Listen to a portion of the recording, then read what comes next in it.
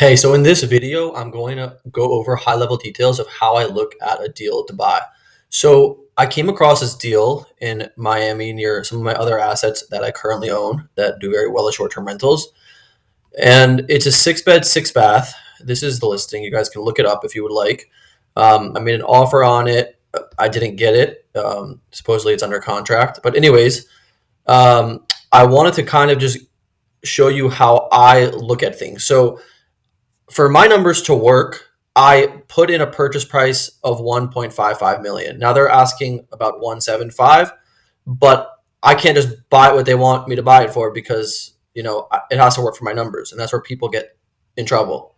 People stretch their numbers just to get into a deal. You cannot do that. So I put in a little over $1.5 million purchase price. This is my little loan calculator also built in, so you get to see it while you're underwriting. So today I can get a rate of 7.5% at 80% down. If you look at the model, 30-year amortization, that would leave me with a down payment of $310,000. So then I have all of my costs under it, right? So I need to know how much I'm going to need to bring in capital to close this deal. So my down payment and closing costs alone are going to be about $360,000. Now, I just know from experience and owning properties nearby and doing work on some properties and furnishing them, these are large houses. So for this example, I just know estimated numbers. It might be a little more, might be a little less, but I did a house very comparable for about 200 grand, and this is a little bigger. So, estimated about 280. So I'm putting between furniture, amenities, and repairs, I'm putting a total estimated budget of 280,000. Plus, you have to have reserves, right? Once you close on your property, you have usually 2 months until your mortgage payment starts. So you want to give a little buffer for reserves. So if the work takes a couple extra months, you have cash.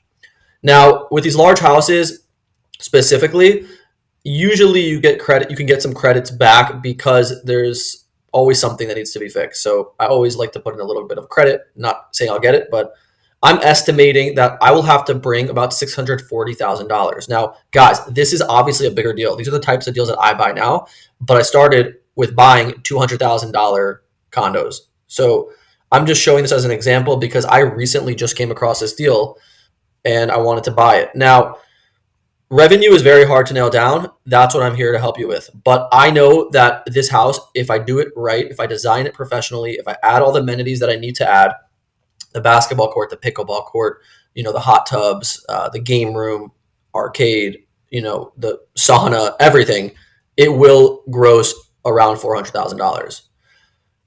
My expenses, I know because I have a house nearby. Now, again, I am here to teach you how to underwrite all of your revenue and expenses. That's more of an art. That takes more skill and experience. There's certain techniques that anybody can learn. I can teach you that. But I put all of my expenses here. It's very important to not miss anything. So you have your booking fees. Anytime somebody books a property, it shows up as revenue, but you have to take the booking fees out. You have property management. Obviously, it could be one of your biggest expenses. If you self-manage, you might save yourself $60,000, or you might save a little less if you have to pay some VAs and some people to message for you and take care of repairs and stuff. So that's up to you. But that could be taken out if you decide to self-manage. I don't like buying an HOA, so there's no HOA fee here. You have Wi-Fi, 100 a month. Supplies, you're always going to have to bring new towels, new kitchen supplies, new utensils, new ping pong paddles, whatever. My insurance, again, I have a house nearby. I know what it's going to cost. Taxes, pretty simple. It shows what the taxes are in the county records, but I always overestimate because they will get reassessed. That's a whole nother conversation.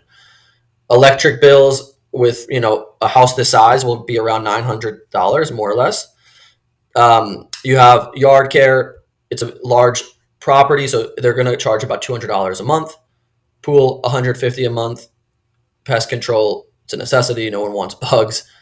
$75 a month. Water, more or less $150 a month. Miscellaneous, this is very important, guys.